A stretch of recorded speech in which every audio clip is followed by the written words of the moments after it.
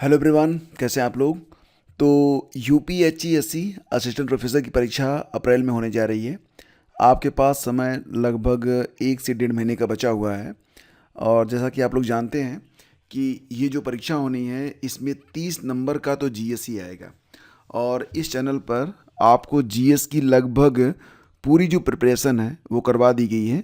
GS से कुल 30 प्रश्न होंगे और जो 30 प्रश्न होंगे ये 60 अंक का जो है वेटेज रखेंगे। तो कुल मार्क यहाँ पर कितना है, 60 अंक का है। और ध्यान देना कि जो आपका सब्जेक्ट होगा उससे मिलाकर कुल 70 प्रश्न होंगे। 70 प्रश्न यानी कि कुल मिला के 100 कितना प्रश्न हो गया, 100 प्रश्नों का ये आपका क्वेश्चन पेपर रहेगा। तो कुल मिला के 200 अंकों का पूरा पेपर होगा। तो इसमें जो वेटेज है जीएस का वो बहुत ही तगड़ा है। 60 नंबर आपको जीएस से ही मिलने वाले हैं। ठीक है, ये आपका बूस्टर डोज नंबर 14 हो गया। और अब तक जो भी जीएस में आपका सिलेबस है, पूरा सिलेबस जो है वो यहाँ पर डिस्कस किया जा चुका है। रही बात करंट अफेयर और स्टैटिक जीके के कुछ महत्वपूर्ण प्रश्नों की, तो उसके लिए ही आपको यहाँ पर बूस्टर डोज दिए जाते हैं। यहाँ पर हम पूरे साल का जो करंट अफेयर है उसको जो है डिस्कस करते हैं। साथ ही साथ स्टैटिक जीके के कुछ ऐसे प्रश्न भी आपको यहाँ पर बताते हैं जो कि परीक्षा में पूछे जा सकते हैं। तो आज होगा यह बूस्टर नंबर 14।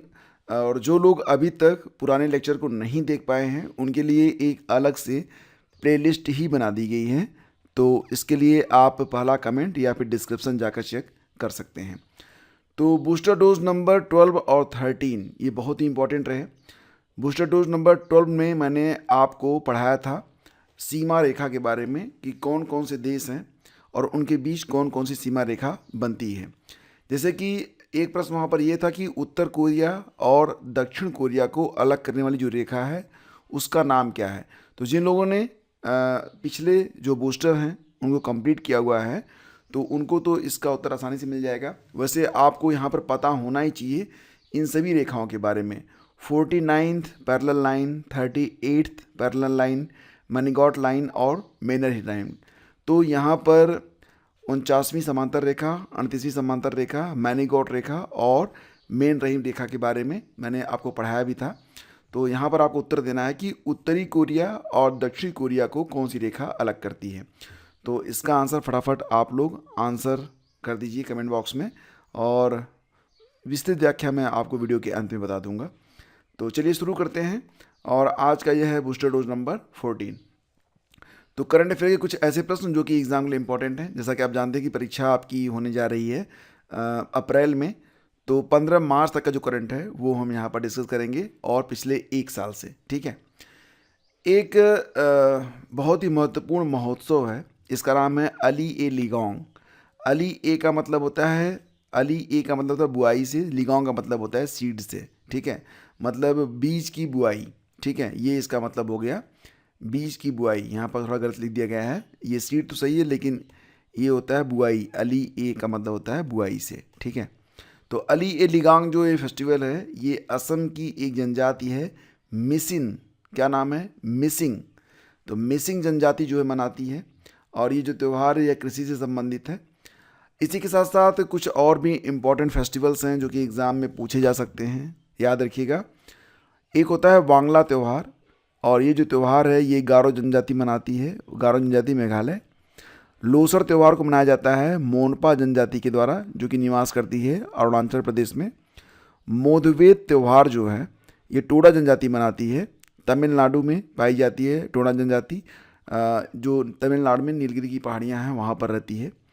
और एक है आपका लोंगटे महोत्सव। लोंगटे महोत्सव यह नीसी जनजाति मनाती है, अरुणाचल प्रदेश में पाई जाती है। इसके अलावा 2 और प्रमुख त्यौहार हैं, जल्लीकट्टू जिसमें बैलों को कंट्रोल किया जाता है, यह तमिलनाडु में होता है। और एक इसी प्रकार से भैंसा जो होते हैं ना, नर भैंस, उसको कंट्रोल करने के लिए एक त्यौहार होता है कंबाला, यह कर्नाटक में होता है। तो जल्लीकट्टू कहाँ पर होता है? तमिलनाडु में, और कंबाला होता है कर्नाटक में। यहाँ से प्रश्न कई बार पूछे गए हैं। अक्सर जल्लीकट्टू और कंबाला के बारे में प्रश्न पूछ ही लिए जाते हैं, लेकिन सारे प्रश्न जो हैं इम्पॉर्टेंट हैं क्योंकि अभी हाल ही में कुछ त्यौहार इसमें से तो मनाए ही गए हैं, मोधवेत वगैरह। तो ये सब आपको याद रखना पड़ेगा, ठीक है। इसके बाद शक्तिकांत दास, ये नाम आपको बिल्कुल याद होगा। हाल ही में ये हमारे रिजर्व बैंक ऑफ इंडिया के 25वें क्रम के गवर्नर थे और ये अब फिलहाल मतलब रिटायर हो चुके हैं। इनकी जगह पर कौन आया है, नाम जानते हैं आप? फिलहाल शक्तिकांत दास जी अभी फ़िलहाल खाली नहीं है, ऐसा नहीं कि रिटायर हो गए तो घर चले गए हैं, ऐसा कुछ नहीं है। वो प्रधानमंत्री जी की सेवा में हैं। तो प्रधानमंत्री नरेंद्र मोदी के वो दूसरे जो हैं सचिव बन गए हैं, प्रधान सचिव। तो प्रधानमंत्री मोदी के पास अब 2 प्रधान सचिव हो गए हैं। पहले वाले 2019 में बने थे पीके मिश्रा और दूसरे वाले बन गए हैं अब शक्तिकांत दास, ठीक है, ये याद रखना।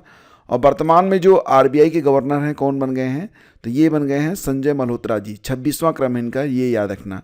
25वां क्रम था शक्तिकांत दास का और 26वें गवर्नर बन गए हैं संजय मल्होत्रा। अच्छा, ज्ञानेश कुमार के बारे में भी मैंने आपको पढ़ाया था, जो पिछले बूस्टर्स हैं उसमें मैंने आपको पढ़ाया था ज्ञानेश कुमार के बारे में। ये नाम आपको याद आ रहा है? अगर आपको पता है ज्ञानेश कुमार कौन है, चर्चा में हैं और इनका नाम आप बहुत बार सुनेंगे, ठीक है। तो फिलहाल तो ये बताओ कि ज्ञानेश कुमार कौन है, किस पद पर हैं, ठीक है। अब नीति आयोग के जो सीईओ हैं BVR सुब्रमण्यम, उनका भी जो कार्यकाल है वो 1 साल से बढ़ा दिया गया है। मतलब अभी 1 साल और काम करेंगे BVR सुब्रमण्यम जी नीति आयोग के सीईओ के तौर पर, ठीक है। अब बात हो रही है यहाँ पर नीति आयोग के बारे में। तो कई बार प्रश्न ये पूछा जाता है कि नीति आयोग की स्थापना कब हुई थी। तो देखो, योजना आयोग की जगह पर नीति आयोग को लागू किया गया था 2015 में, 1 जुलाई 2015 से आया था नीति आयोग। और इसका फुल फॉर्म होता है national institution for transforming India, ये फुल फॉर्म है इसका। हालांकि फुल फॉर्म पूछा नहीं गया है, लगभग किसी परीक्षा में मैंने देखा नहीं, लेकिन ये याद होना चाहिए आपको। प्रेसिडेंट इसके प्रधानमंत्री होते हैं। वर्तमान में कौन है, तो नरेंद्र मोदी जी रहेंगे। और वाइस प्रेसिडेंट के तौर पर वर्तमान में हैं सुमन के बेरी। क्या नाम है, डॉक्टर सुमन के बेरी, ये वाइस प्रेसिडेंट हैं। और सीईओ BVR सुब्रमण्यम हैं। ये सारी बातें याद रखना। नीति आयोग ने कुछ इंडेक्स भी जारी किए हैं। इसमें नीति आयोग का जो SDG इंडिया इंडेक्स आया था 2023-24 के अनुसार, तो नीति आयोग के SDG इंडिया इंडेक्स 2023-24 के अनुसार भारत का जो स्कोर है 2023-24 में वो 71 है। टॉप पर उत्तराखंड और केरल दोनों हैं, दोनों का जो स्कोर है वो 79 है, ठीक है, ये याद रखना। इसके बाद देखेंगे नीति आयोग के महिला उद्यमिता चैप्टर में शामिल होने वाला पहला राज्य बना है तेलंगाना। तो नीति आयोग ने जो महिला उद्यमिता चैप्टर जारी किया है उसमें पहला राज्य बना है तेलंगाना। तेलंगाना से ही ये जो लिस्ट शुरू हो रही है महिला उद्यमिता चैप्टर की। नीति आयोग के पहले राजकोषीय स्वास्थ्य सूचकांक 2025 में जारी किए गए हैं। तो राजकोषीय स्वास्थ्य सूचकांक आप समझ पा रहे हैं ना, जैसे कि जो अलग अलग राज्य हैं उनका जो राजकोष है वो कितना भरा हुआ है, इसी आधार पर यह राजकोषीय स्वास्थ्य सूचकांक जारी किया गया है नीति आयोग के द्वारा। तो सबसे ज़्यादा जो स्वस्थ राज्य है वो उड़ीसा है। मतलब उड़ीसा में जो राजकोष है वो काफ़ी जो है भरा हुआ है। दूसरे स्थान पर छत्तीसगढ़ है, तीसरे स्थान पर गोवा है। तो गोवा के पास भी खूब सारा पैसा है तीसरे स्थान पर। तो यहाँ पर कमाल की बात यह कि छत्तीसगढ़ का भी जो राजकोषीय स्वास्थ्य सूचकांक है दूसरे स्थान पर है, यानी कि छत्तीसगढ़ के पास भी बहुत सारा पैसा है, ठीक है। इसके बाद है विश्व चिंतन दिवस, जो कि मनाया गया हाल ही में 22 फरवरी को। इसकी थीम है आवर स्टोरी। और ध्यान देना कि विश्व आर्द्र भूमि दिवस, ये कुछ इंपॉर्टेंट डेज हैं जो कि फरवरी में ही मनाए गए हैं और एग्ज़ाम के लिए इम्पॉर्टेंट हैं, इनको देख लेते हैं। विश्व आर्द्र भूमि दिवस ये प्रतिवर्ष होता है 2 फरवरी को। आपको याद होगा कि इस साल 2025 में विश्व आर्द्र भूमि दिवस 2 फरवरी के अवसर पर कुल मिला के 4 नए वेटलैंड्स को शामिल किया गया है। और अब भारत में जो कुल आर्द्र भूमियाँ हैं, वेटलैंड्स हैं, उनकी संख्या बढ़ के कितनी हो गई है? जी हाँ, 89 हो गई है, ठीक है। और विश्व दलहन दिवस कई बार एग्जाम में पूछा गया है, ये होता है 10 फरवरी को। 11 फरवरी को एक दिवस होता है जो कि बड़ा ही इंपॉर्टेंट होता है, international day of women and girls in science, विज्ञान में महिलाओं और लड़कियों का दिवस। विज्ञान में महिलाओं और लड़कियों का अंतर्राष्ट्रीय दिवस ये होता है 11 फरवरी को। कई बार ये प्रश्न पूछा गया है। राष्ट्रीय महिला दिवस होता है 13 फरवरी को और वर्ल्ड रेडियो डे भी 13 फरवरी को ही मनाया जाता है। इसके अलावा एक होता है इंटरनेशनल चाइल्डहुड कैंसर डे, ये मैंने पिछले बूस्टर में आपको बताया था, लेकिन याद रखना कि इंटरनेशनल चाइल्डहुड कैंसर डे ये होता है 15 फरवरी को। जबकि अंतर्राष्ट्रीय मातृभाषा दिवस ये होता है 21 फरवरी को। तो ये कुछ बहुत ही इंपॉर्टेंट डेज हैं एग्ज़ाम के लिए, ये याद रखना। अब कुछ प्रश्न मैं आपको बताता हूँ स्टैटिक जीके के, जो कि एग्ज़ाम में अक्सर पूछे जाते हैं। जैसे कि एशियाटिक सोसाइटी ऑफ बंगाल की स्थापना कब हुई थी?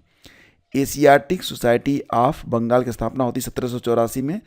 इसके संस्थापक थे विलियम जोन्स। ये कई बार प्रश्न पूछा गया है और अलग अलग परीक्षाओं में पूछा जाता है। मतलब एक तरीके से देखेंगे तो आप किसी भी लेवल पर परीक्षा दे रहे हो, ये प्रश्न महत्वपूर्ण है, अपनी इम्पोर्टेंस रखता है। संस्कृत कॉलेज वाराणसी की स्थापना कब होती है? तो 1791 में। किसने की थी? जोनाथन डंकन ने की थी। इसके अलावा फोर्ट विलियम कॉलेज की स्थापना होती है सन 1800 में। फोर्ट विलियम कॉलेज की स्थापना होती है सन 1800 में। किसके द्वारा? लॉर्ड वेलेस्ली ने की थी इसकी स्थापना। क्यों की थी? कंपनी के असैनिक अधिकारियों की शिक्षा के लिए फोर्ट विलियम कॉलेज की स्थापना की गई थी। शिक्षा का अधोमुखी निस्यंदन सिद्धांत, तो यहाँ पर फिल्ट्रेशन थ्योरी के बारे में बात हो रही है। एजुकेशन का जो फिल्ट्रेशन थ्योरी होता है कि हम उच्च वर्ग को अगर शिक्षित कर दें तो निम्न वर्ग वो धीरे धीरे जो है वो अपने आप शिक्षित हो जाएगा। ये सिद्धांत दिया गया था अलेक्जेंडर डफ के द्वारा। कई बार एग्जाम में पूछा गया है। भारतीय शिक्षा का मैग्ना कार्टा किसे कहा जाता है? कई बार पूछा गया है। तो भारतीय शिक्षा का जो मैग्ना कार्टा है यह चार्ल्स वुड डिस्पैच को कहा जाता था। और चार्ल्स वुड डिस्पैच या वुड डिस्पैच ये आया था कब? 1854 में आया था। तो याद रखना कि वुड डिस्पैच को ही भारतीय शिक्षा का मैग्ना कार्टा कहा जाता है। ये आया था 1854 में। हंटर कमीशन का जो फोकस था वो कौन सा क्षेत्र था? कई बार एग्जाम में पूछा गया है कि शिक्षा का कौन सा क्षेत्र हंटर कमीशन के फोकस में था? तो प्राइमरी लेवल, ठीक है। तो प्राथमिक शिक्षा के प्रसार के लिए ही हंटर कमीशन का गठन किया गया था। और ये कमीशन कब बना था? 1882 में बना था। ये याद रखना, कई बार पूछा गया है। दोनों पॉइंट यहाँ पर इंपॉर्टेंट हैं। विश्वविद्यालय आयोग का गठन हुआ था कब? 1902 में हुआ था। अध्यक्षता इसकी की गई थी थॉमस रैले के द्वारा। और इसके अलावा एक होता है सैडलर कमीशन, कई बार आपने पढ़ा होगा। सैडलर कमीशन को ही कलकत्ता विश्वविद्यालय आयोग भी कहा जाता है। इसका गठन हुआ था 1917 में। और पहली बार, याद रखना ये लाइन बहुत ही इंपॉर्टेंट है, कि पहली बार 1813 के चार्टर एक्ट में भारतीय शिक्षा पर 1 लाख रुपए खर्च करने का प्रावधान किया गया था। कब किया गया था? 1813 का जो चार्टर आया था उसमें भारतीय शिक्षा पर 1 लाख रुपए खर्च करने का प्रावधान पहली बार 1813 में किया गया था। इसके पहले मतलब भारतीय शिक्षा पर पैसों को खर्च नहीं किया जाता था, लेकिन 1813 का जो चार्टर एक्ट आया था उसमें पहली बार ऐसा हुआ कि भारतीय शिक्षा पर 1 लाख रुपए का बजट बना दिया गया था। राधाकृष्ण आयोग, ये याद रखना, ये आया था 1948 में, आज़ादी के बाद। तो इसने जो अनुशंसा की थी उसी के आधार पर भारत सरकार ने 1953 में विश्वविद्यालय अनुदान आयोग यानी कि यूजीसी की स्थापना की थी। तो यूजीसी की स्थापना किसके सुझाव पर हुई थी? राधाकृष्ण आयोग 1948। और कब हुई थी? तो 1953 में हुई थी।